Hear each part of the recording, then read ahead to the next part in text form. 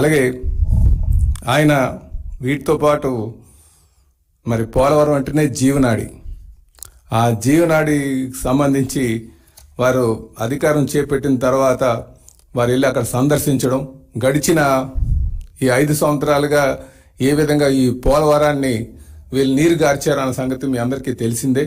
సుమారు 70,000 కోట్ల నష్టం వచ్చేటట్టుగా వీళ్ళు ఈ 5 సంవత్సరాలు ఆ పోలవరం మీద చేసినటువంటి విధ్వంసాన్ని కూడా ప్రజలందరూ గమనించాలని చెప్పేసి ఈ సందర్భంగా తెలియజేస్తున్నాం.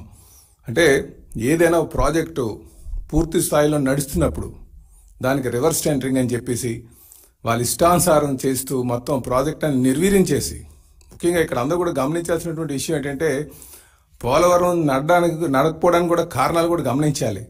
వీళ్ళు పక్క రాష్ట్రాల ప్రయోజనాల కోసం చేస్తున్నటువంటి ఆ రోజు వాళ్ళు పక్క రాష్ట్రాలకి ప్రయోజనం చేకూర్చే విధంగా వ్యవహరించారనడానికి ఇదొక నిదర్శనం అని చెప్పేసి నేను తెలియజేస్తున్నాం. ఈరోజు పోలవరం దాని నదులు అనుసంధానం కూడా చేయకుండా మూలన పడేసినటువంటి పరిస్థితి మనం గత 5 సంవత్సరాలుగా చూసాం.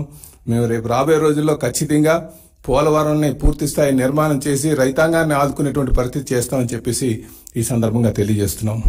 ఇదే కాకుండా మరి 100 నియోజకవర్గాలకు ఒక కల్ప వృష్టిలాగా అమరావతిని తయారు చేయాలని ఒక ఆలోచనతో చంద్రబాబు నాయుడు గారు ఇక్కడ అమరావతి నిర్మాణం మీద దృష్టి సారించారు. కానీ వీళ్ళు అమరావతి మీద ఇష్టానుసారం గడిచిన 5 సంవత్సరాలుగా బురద జల్లి ఇది కేవలం ఏదో ఒక కులానికి సంబంధించినట్టుగా వీళ్ళు ప్రజల్లోకి తీసుకువెళ్లి విశాఖపట్నాన్ని ఏదో రాజధాని చేస్తానని చెప్పేసి కళ్ళబోలు మాటలు చెప్పి ఆశల పలకలో వాళ్ళని కూర్చోబెట్టి మొత్తం విశాఖపట్నంలో దోపిడీ చేసినటువంటి పరిస్థితి మీ అందరికీ తెలిసిందే. ఇది రేపు రాబోయే రోజుల్లో ఖచ్చితంగా అమరావతి పూర్తిస్థాయి నిర్మాణం చేసి, అలాగే విశాఖపట్నాన్ని ఆర్థిక రాజధాని చేసి, అలాగే ఇది విశాఖపట్నం అమరావతి చూసుకుంటే ఏదో ఒక కులానికి సంబంధించింది కాదు. ఇది ఇంకా ఎక్కువ మంది మైనారిటీస్ కావచ్చు, ఎస్సీ ఎస్టీ కావచ్చు, బీసీస్ కావచ్చు, వీళ్ళందరూ ఉన్నటువంటి ఈ ప్రాంతాన్ని పూర్తిస్థాయి నిర్మాణం చేసి మరి ప్రపంచంలో మేటైనటువంటి రాజధానిని చేపడతారని చెప్పి ఈ సందర్భంగా తెలియజేస్తున్నాం. అలాగే ఈరోజు మీరు మంత్రివర్గ విస్తరణలో కూడా మీరు ప్రయారిటీస్ చూస్తే ఎక్కువ మంది బీసీస్కి ఇచ్చినటువంటి పరిస్థితి కూడా మీరు గమనించాలని చెప్పేసి ఈ సందర్భంగా తెలియజేస్తున్నాం.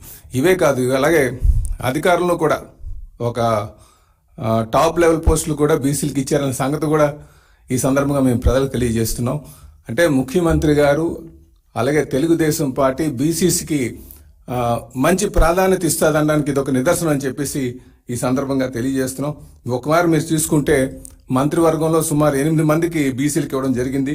అలాగే ఈరోజు ఈ రాష్ట్ర డీజీపీ తీసుకుంటే ఆయన బీసీ వర్గానికి సంబంధించినటువంటి వారే. అలాగే టీడీపీ క్షమించాలి టీటీడీ ఈవెన్ తీసుకున్నా సరే బీసీ సామాజిక వర్గం సంబంధించినటువంటి వారికి ఇచ్చారు. ఇదే కాకుండా సీఎం ఆఫీస్ స్పెషల్ సీఎం కార్యదర్శి అయినటువంటి రవిచంద్ర గారు కూడా బీసీకి సంబంధించినటువంటి వారే. ఈరోజు నన్ను తీసుకున్నా సరే ఈ రాష్ట్రానికి ఒక తెలుగుదేశం పార్టీ రాష్ట్ర అధ్యక్షుడిగా బీసీని నియమించారంటే చంద్రబాబు నాయుడు గారికి బీసీల పట్ల ఎంత ప్రేమ రాగలున్నాం అనే సంగతి ప్రతి ఒక్కరు కూడా గమనించాలని చెప్పేసి ఈ సందర్భంగా తెలియజేస్తున్నాను.